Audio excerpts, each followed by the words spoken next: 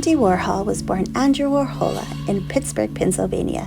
His family is originally from Slovakia, but immigrated to the U.S. in the 1920s. When Warhol was a child, he contracted a neurological disorder called St. Vitus's dance that left him bedridden. As he recuperated, he took an interest in drawing and photography. Andy's father died when he was 14 years old. His father saw his son's artistic talents and ordered that his life savings pay for Andy's college education. Andy was so upset by his father's death that he didn't attend the funeral. After college, Andy moved to New York and worked as an ad man for Glamour and Vogue. He had a great interest in fashion and celebrities. It is there where Andy began to use his famous silk screen printing technique. Screen printing is a printing process that creates lots of artworks that look the same. Warhol would switch colors around and present a group of prints with contrasting colors together.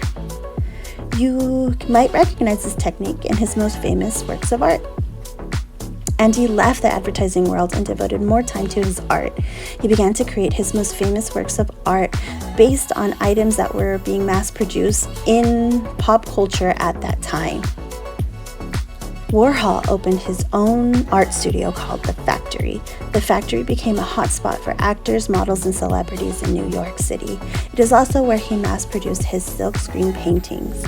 He ventured outside of just screen paintings and worked with different mediums, including film, TV, and music. He died after he suffered cardiac arrest from gallbladder surgery. He had developed a fear of hospitals after surviving an attempt on his life. Warhol is considered one of the most influential pop artists. The pop art movement was a rejection of traditional ways of art. Pop artists made art for everyone. Pop art uses images and icons that were popular in the modern world. Warhol believed art was a product meant to be consumed the way you would eat or the way you would wear clothes. He was inspired by beauty, fashion, and fame.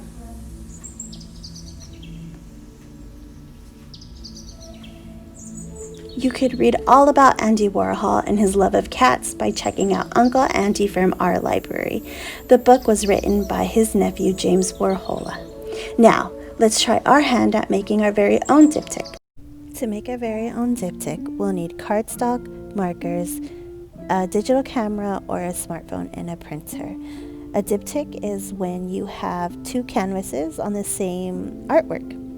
You'll need to take several selfies, and you will also print out your selfies about 4 to 6 times and make sure to print them out in black and white.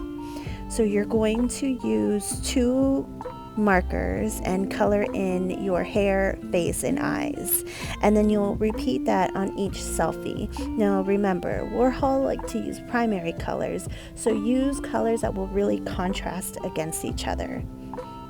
After that, once the selfie is colored in, you're going to cut it out and then you stick them on a sheet of paper side by side. And now you have your very own Warhol inspired art.